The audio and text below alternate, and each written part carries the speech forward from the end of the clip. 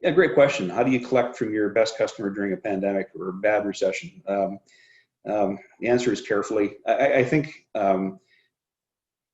in a situation where whether it's a recession or pandemic or whatever the situation is that we're experiencing, we're all kind of experiencing it together at the same time.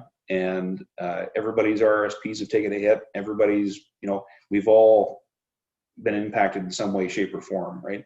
Whether directly or indirectly. So it's just having that honest conversation and not being afraid to pick up the phone and call your client and talk to them.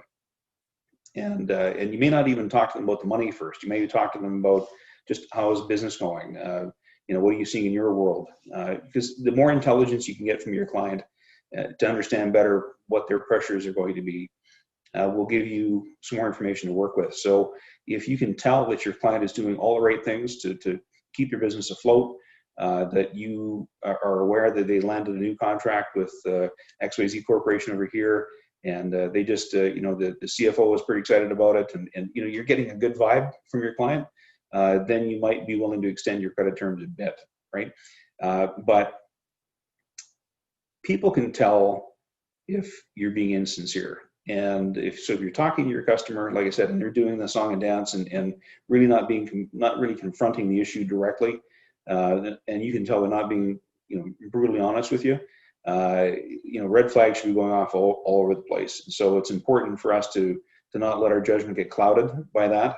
And so what I recommend to our clients and prospects that would be, making these conversations or making these tough calls is to develop an outline before you make the call to keep yourself on track, so you don't lose, what the reason for the call was in the first place. So you can have an agenda, have a list of questions you want to ask, stick to your agenda. You may get off the agenda based on the responses from your client, because some of the questions may not make sense, but at least have a kind of a goal going into the call.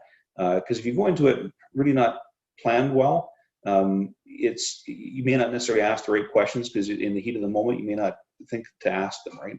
And so I just recommend that, give some thought to your client's business. What kind of questions would you like to ask them? What kind of answers would you need to hear to make you feel better?